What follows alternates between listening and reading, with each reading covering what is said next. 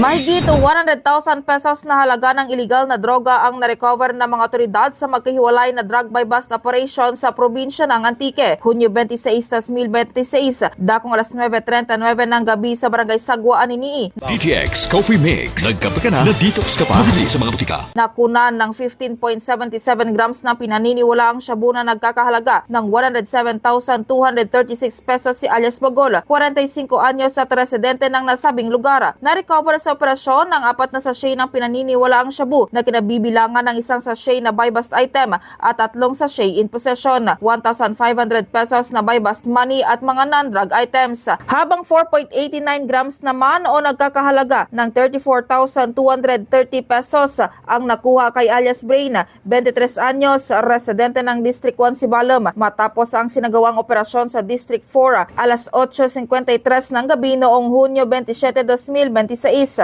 Na-recover sa operasyon ang 4 na sachet ng pinaniniwalaang shabu na kinabibilangan ng isang sachet ng buy-bust item, 3 sachet in possession at mga non-drug items. Sa ngayon, nasa kustodiya ng kanya-kanyang municipal police station ng mga subject person para sa kaukulang disposisyon. Balita mula sa probinsya ng Antique, K5 Family Palanog. Para sa Kampiyon na Balita, Serbisyo Publiko at Kasiyahan sa Pilipinas. K5 News FM. DTX Coffee Mix. Nagkape ka na, na-detox ka pa. Mabili sa mga butika.